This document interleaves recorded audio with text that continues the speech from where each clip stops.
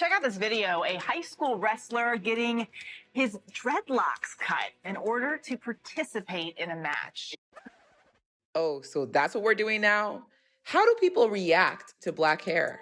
The first thing they do is they try to touch my hair. And I'm like, whoa. At least once a week for sure. I'm getting called to the office about my hair. Oh, I didn't recognize you. You changed your hair again. That by Monday my hair has to be cut. Looks like a lot of people have something to say about our hair. Our hair is our crown, a statement of power with a history of ritual and resistance. What can't you do with black hair? Yeah, it can be a little stubborn, but its versatility has been influential for generations. So in this episode, we're going root deep into black hair, its history, and its impact.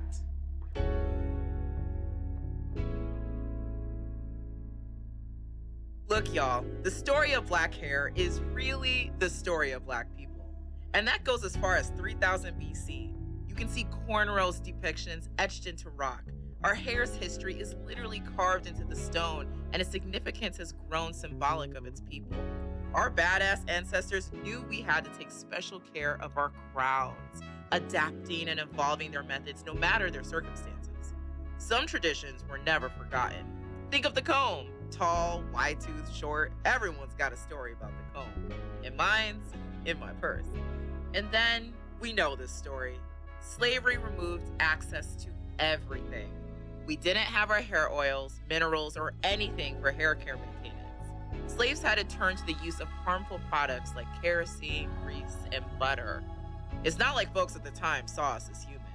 But despite this, our hair remained resilient. Which brings me to my next point. The famous Madam C.J. Walker. After slavery was abolished, Black America faced immense pressure to assimilate into the mainstream white society. Her products led to a cultural shift for hair care and its revolutionary innovation. And if that's not dope enough, she was the first Black millionaire. Now, by the time the 1960s rolled around, Black people began to put down that hot comb and pick up their hair picks. The afro began to take center stage as a signifier of Black identity and rebellion. Unashamed, untamed, out and proud. These hairstyles were a protest during the civil rights era and an empowering assertion of identity and defiance. The experimentation with Black hairstyles continued into the 70s and 80s, popularizing styles like the Jerry curl and the various fades, through figures like Grace Jones and Bobby Brown. Black hair and Black fashion figures grew in visibility. Due to its popularity, we started to see these specific styles appear on non-Black bodies. Look at the example of Bo Derek, a white actress who wore cornrows in the 1970s film 10, who was praised for her authentic hairstyle while promoting the film. The media took notice and her career literally took off because of this new hairstyle. But we know Black women have been wearing cornrows for well over a century. The internet allowed two little Black girls from different parts of the world to swap hair stories with each other and their friends. YouTube revolutionized natural hair care. That was hair education 101 for real. So on the one hand, we see these hairstyles popularized, celebrated, and even appropriated.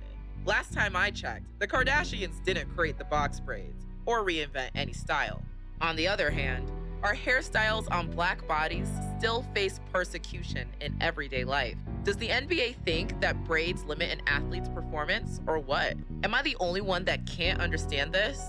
But in the tradition of Black America, instead of silence, we see action and organization. The Crown Act, sponsored by State Senator Holly Mitchell, is the first statewide measure to address discriminatory policies on hair in the state of California. And can you believe that Gwen Jumiri became the first Black woman to hold a patent for our natural hair products back in 2015? As we strive to own our hair, our products, our power, we should be able to wear our box braids, our sew-ins, our waves, and overall, our hair, period. So if we're gonna talk to folks about hair, we gotta kick off with the crown makers themselves. So let's dive into the art of barbering. Why do you love it? What drives you? I I love barbering because it's something that I'm very passionate about. I love the business. I'm in the feel good, look good business. And so there's a love that I already naturally have for it. I just feel like barbering was just something that I was birthed to do. I mean, when I went to barbering school for the first time, when it was actually explaining the history of barbering, for some reason I already knew it. I look back and I said, why do I already know this? Why have I heard this before? And for some reason, I felt like I was actually there. So I really truly believe that I'm a reincarnation of the gods of the past, and they're just witnessing one of their brothers, um, working in the modern time. And so I do believe that is an assignment for me to be here, and it's an assignment for me to raise the standard of barbering and its proper place that I believe that it need to be, or it always need to be. And that's why I have so much love for it. Okay, Auntie Dolly. Yes, yes, yes. So when did you first fall in love with hair? Hair has been my passion, and the first time I fell in love with hair, I was actually about 6 years old, and I discovered that I just started loving braiding. Yeah, I just started loving braiding my friends. I would just grab a piece of hair, a strand of hair, and I would just tie anywhere just to do braiding. I just started loving braiding, and at that time I was really young, and I will call someone like a friend, please, can I do your hair? I was just doing people's hair, and I discovered that I just love doing hair. And at that time, I was still young and I was going to school. And after that, I focused more on developing that skill. And I went to school where I obtained, my certificate as a braider. Okay.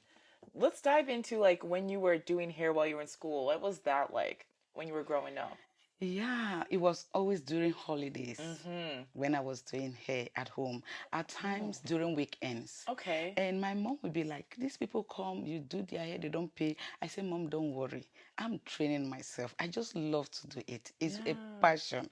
I wasn't even taking money. Can you imagine? Wow. That's how you know you love it. Yes. But my first experience in general is probably with my dad. Years ago, I think that's one of the things. Cause now being a new father, I'm now thinking of how do I get my son prepared for his for his first barber experience. And I think it was probably just I think my dad may have cut my hair at the time. I don't think my wife's gonna let me do that with my son.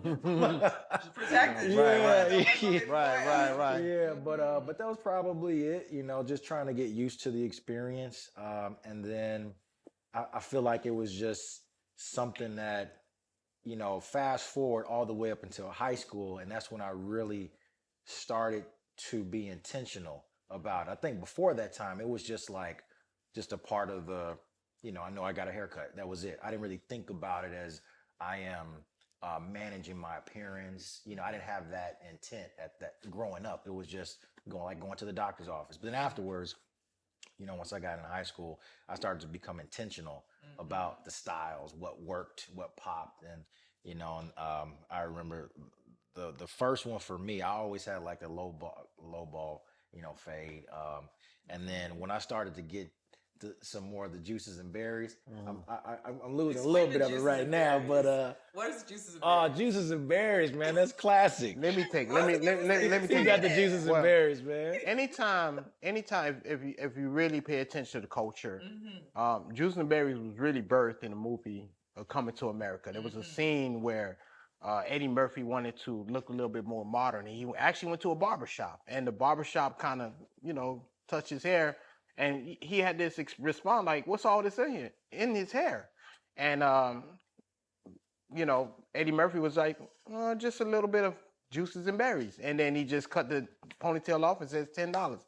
But that moment, that was the moment that created this culture where it was about this juices and berries, and it just were able to kind of transition. So Auntie Dolly, has anyone asked you if they could touch your hair? Yes, few times, and they'll be like, "Oh, who did your hair? Your hair is beautiful," and things like that. Before I go into that answer. As you can see me looking beautiful like this, I did my own hair by myself. Yes, looking good. I did my hair yesterday by myself. Oh, iconic. Oh, okay, yes. Auntie Dolly, iconic. Okay, just like, turn. Okay. As You got you the can brooches. see, Okay. yes, I did my hair by myself. Oh. So they'll be like, who did your hair? At Yes. times I'll be like, I did it myself. They'll be like, wow, really? But mostly my client, I have one particular client that always complains to me that she's working with these white guys, and every time she do her hair, they'll be like, can I touch your hair? Before she realized they have touched her hair, and she's always upset. Wow, this is after they've already touched it. Yes, she says she doesn't like it at all. Wow. She really gets upset when someone, especially a male, touches her hair. And is this your real hair? Is this your hair all the time? She said every time she get a new hair done, that guy has to do that. She says she doesn't really like it. So some people don't like you to touch their hair. Yeah. Some people do not. They spend money, and some people may want just to mess up with your hair. So my clients always give that complaint to me. What would you like to tell people that are listening and they are the ones that touch hair? Like, what would you like to tell them? No, I think they can just admire it without touching it. Yeah. Yes, let you us can be. admire it. If it is your wife, you can touch your wife's hair. But if it's someone that is just like a colleague, a friend, I don't think you have to touch their hair. Yes, because women spend a lot of money to get this done. Seriously, you don't need to play with their hair. Don't touch my hair. Like Don't Solange touch my said. hair. Just admire my hair. Yes. Your hair looks good. You can take pictures, maybe. Yes. It might charge a fee, but... Let's take it to Hollywood and speak to Jesse Dean, a well-known crown maker in the film and television industry with projects such as Beats, Candyman, Lovecraft Country, and that's just to name a few. So diving into the film industry, what is it like behind the scenes and being able to really, again, focus on Black hairstyles? Behind the scenes, again, the process of developing a character, if she's noted as a Black woman, you go through these different channels. What kind? Is she a businesswoman? Is she a stay-at-home mom? Is she a college student? And then you walk the walk with that particular character. So you have to stay true to, and you oftentimes pull from your everyday life experiences, the talents, everyday life experiences. And we all often know of a real life friend or family member that resembles that description of that character. And, we collab and we talk this out and we say what, for one, is going to save time, time. And behind the scenes, it's a lot about time. A lot of emphasis is focused on what can be done in an efficient amount of time, but that can also, ring true to the character. So that's the formula, behind the scenes. That's real interesting, though, because when you think about time, that's not synonymous with Black hair. Like when there isn't a me behind the chair in the trailer, actresses, for one, are more compelled to do their own hair, Black, because they don't feel comfortable with the handling of their hair, improper products, tools, and skill is what they have to encounter when me or my sisters aren't around. Yeah. And we've heard so many different stories of Black actresses having to go through this. But moving forward, is that why you see the importance in representation? Absolutely. Absolutely. It has to be more of it. And we've heard recently of, actresses are just like, no, they're walking on the trailer like, no, I don't feel comfortable. I need representation in the trailer. And so it's slowly but surely, adjustments have been made. Yeah. So we talked to some of the crown makers. Now let's get a take from Risa B. Luster Mack, third generation of one of the biggest hair empires in the world. Oh, I love my hair. I love everything about my hair. God blessed me to have hair. For that reason, I appreciate it. I nourish it. I take care of it. and I embrace it. And it's a part of me, whether I choose to wear it straightened or curly, it's mine. I love it. And you know, I love that you have that self-love. And when I think about us as Black women, like, I feel like there was a time we were conforming to Eurocentric styles, but now we're like owning it. What do you think took that switch? You know, it's so funny, and I tell everyone this story. When I was in college, I had a professor who told me I should not wear my hair curly when I go for job interviews and even when I enter the workforce after graduating. And I remember being very appalled by that. The audacity. Let me tell you a bit more about Luster's. Luster's was founded in 1957 by Fred Luster Sr. and has been a leading hair care brand for decades, reaching billions across the globe. Even my family in Nigeria uses pink oil. Luster's is practically a household name for many Black families. Talk about Luster's. Yes. Luster's, iconic company, like, honestly has been in I can at least say in every Black person's home. Like, we are seeing all the products, everything. My question is, how do you go about maintaining the brand throughout these years? Like, you're almost 65 years old. That's iconic. Our foundation for Luster, since my grandfather started the company, was moisture. So we know moisture better than anybody. We have a team of chemists of color who've been working with us since not since day one, but who've been working with us throughout the years to keep that foundation at the core of every product that we manufacture and formulate. You know, the crazy thing about Luster is it will be 65 years this coming February, which is like tomorrow, right? Is that our products, a lot of our staple products like the iconic pink lotion, our no drip activator under the S-Curl brand, a lot of consumers have brought to our attention the way they use it to date, right? So for instance, for our no drip, the Naturalista was like, oh, I love this for my natural hair. And at first we were marketing that product to men who texturize their hair. Yes, and then the braiders for pink lotion. Hey, this is our holy grail.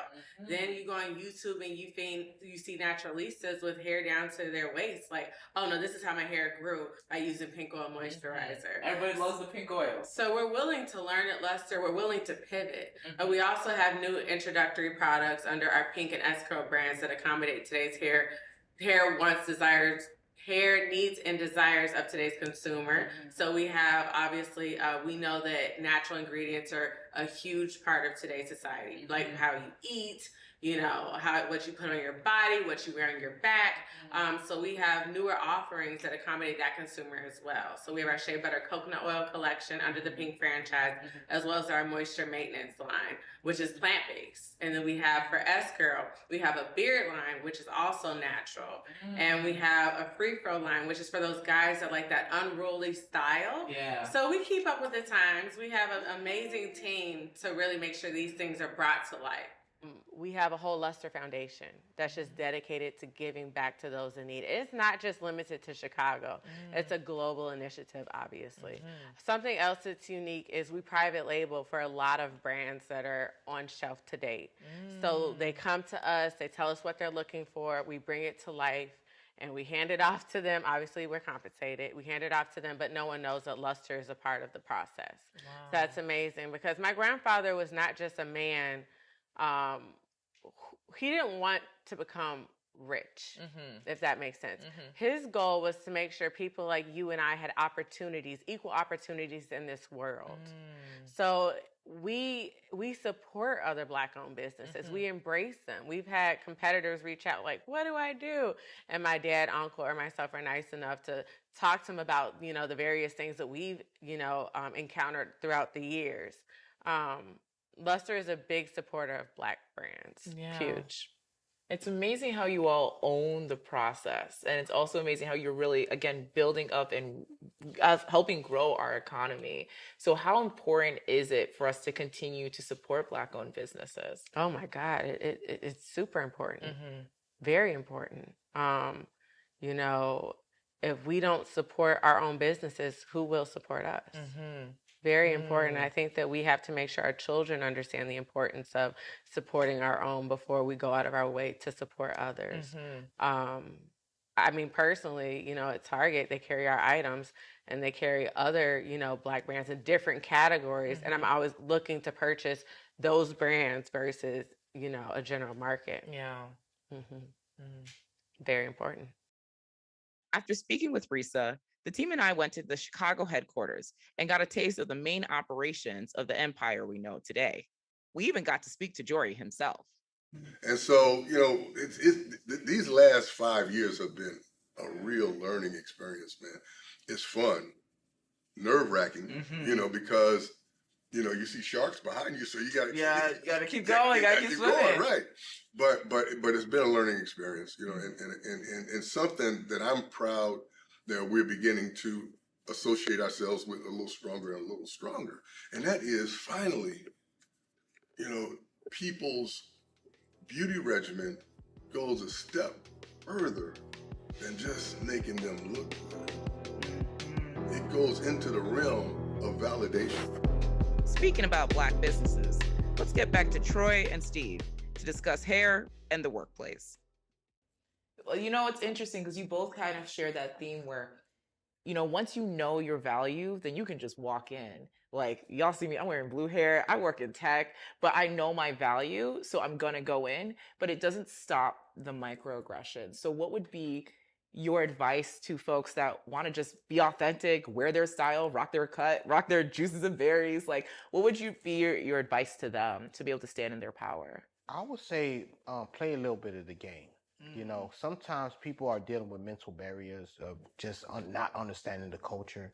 And by you being aware of understanding that, playing the game a little bit, maybe just kind of die down a little bit of certain aesthetics, just to kind of now start the kickstart the equity game and the value game, and then just kind of build as it goes. And I would say, though, I do think we need to bring corporate America to, or whoever we want to represent as corporate America, like, we need to bring them to task, because as Black people, we always have to play the game.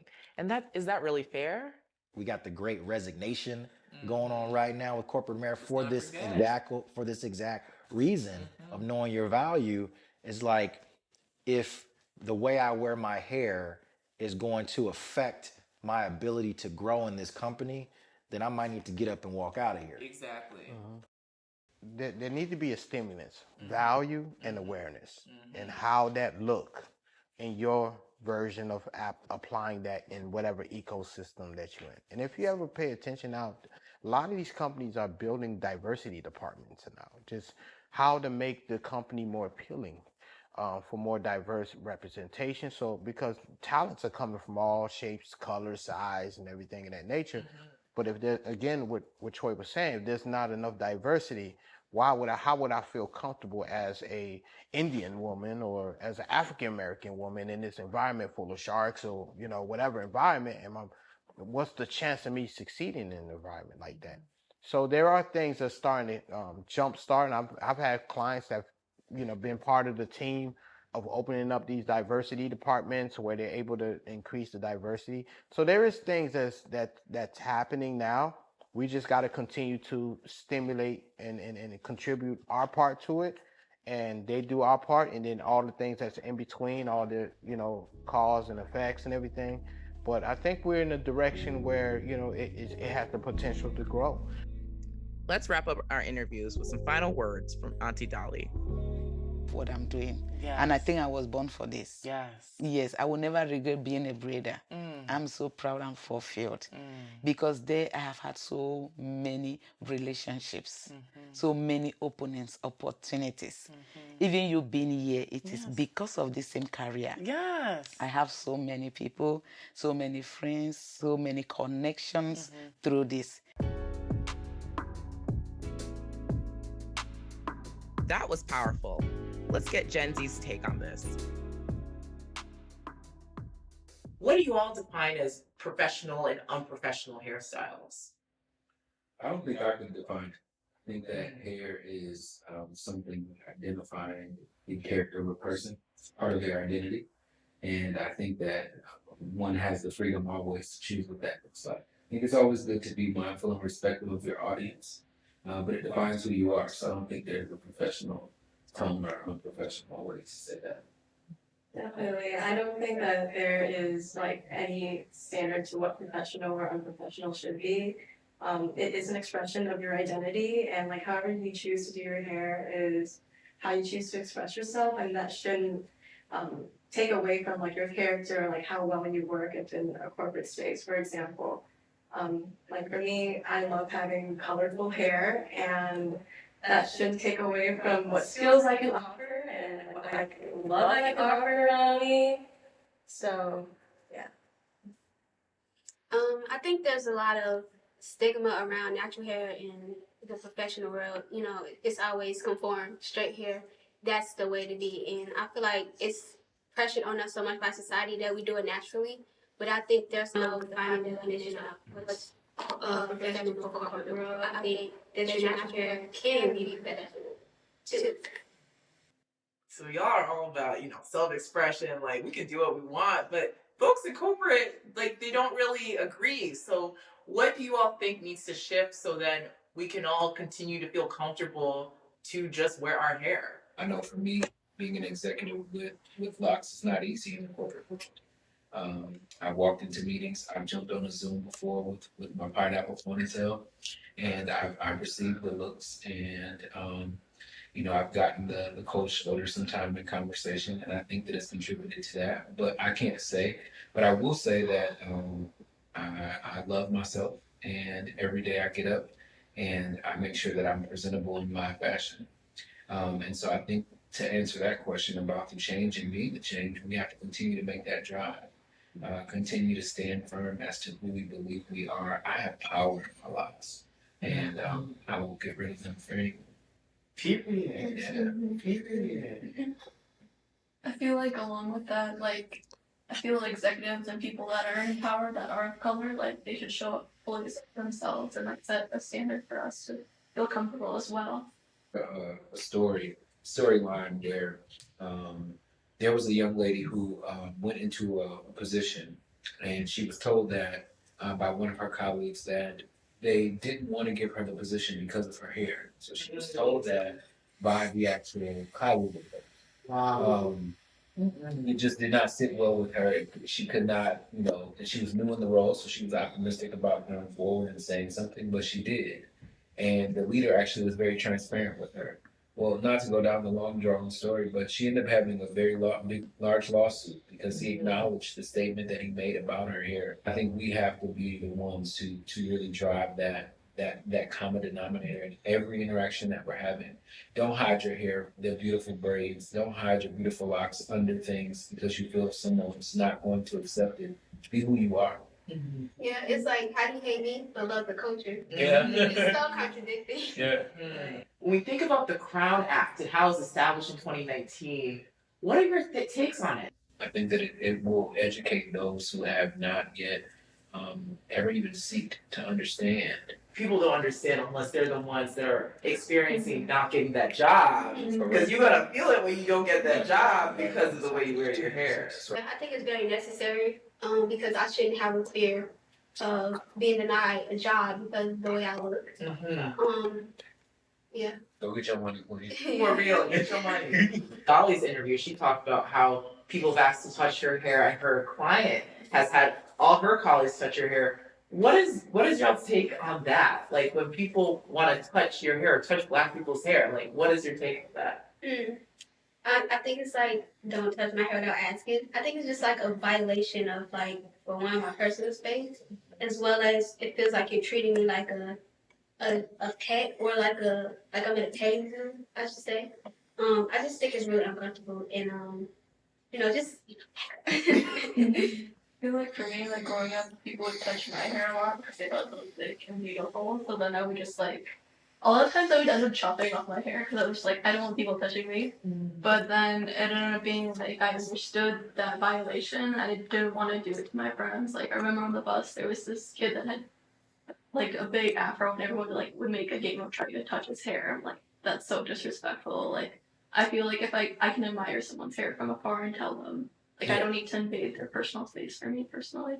So, we talked to our guests about their relationship with their hair, but I'm curious, like, what is y'all's relationship with your hair and how your perspectives might have shifted from the episode?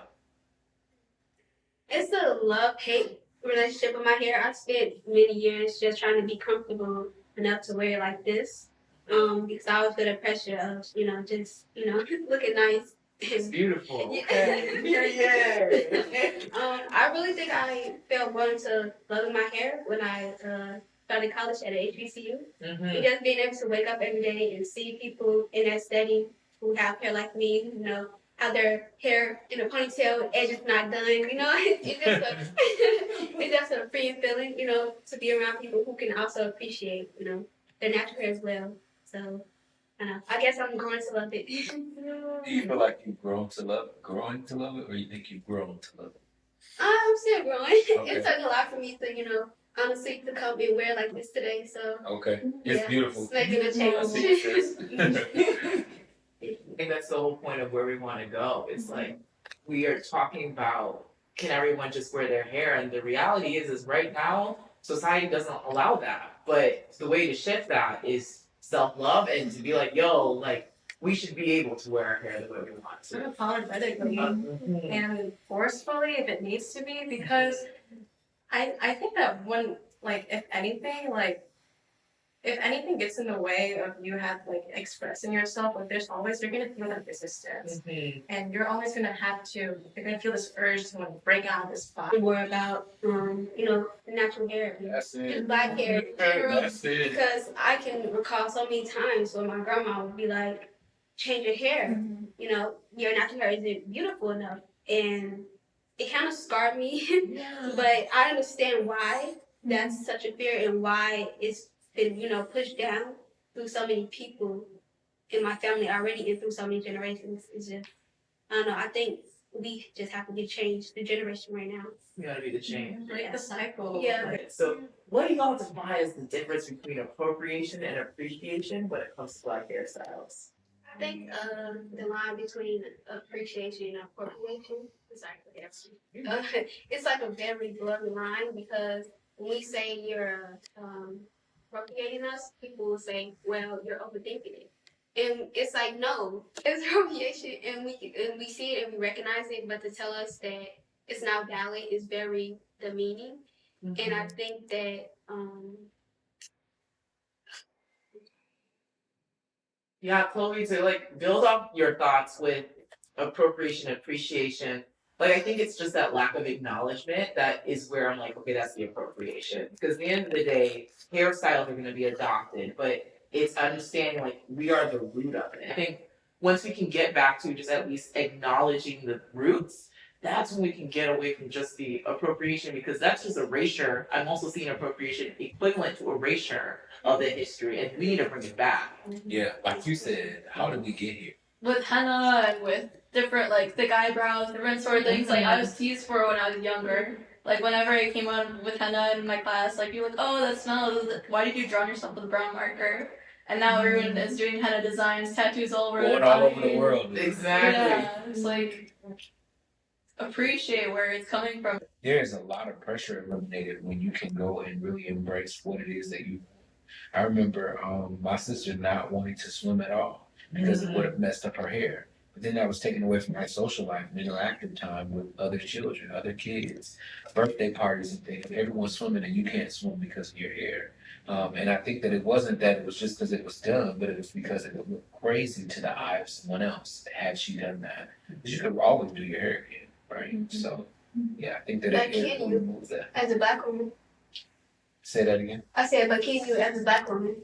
Kind of, I had a similar reaction to Chloe when it's we should be comfortable to get in, because if I paid $50 to get my hair straightened, right? I'm not trying to just get it wet like that. Exactly. Our whole life is built around our hair. Exactly. It is, and I think that's the thing is okay, but if I do decide to go in the pool without my swim cap and my hair straightened, and I'm okay with getting it curly, then all of y'all better be saying how beautiful it is, or don't say nothing. And I think that's the thing, because self-love will only help you so much, if that makes sense. Okay, it'll help you a lot, let's be honest, okay? But I think that's also part of the shift. It's not just educating the other generations, but also our peers. Supporting. Exactly, let us just be. Because also it's also the things that we're imposing on each other, whether it's within our community or across communities within this generation.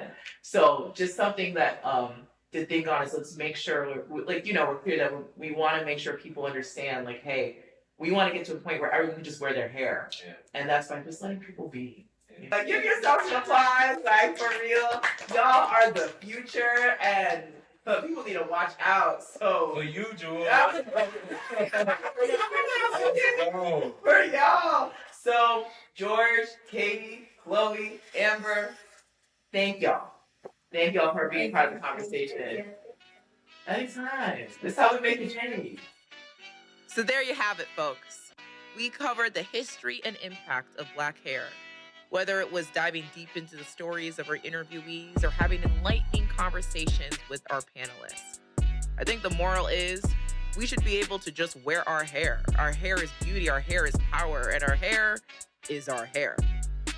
It's important we dive into these histories, not only to understand how we got here, but more importantly, where we go from here. How we get here, how we get here. Hey, how we get here, how we get here. Hey, how we get here, how we get here. From the bottom of the slave ships, now we top 10, say how we get here.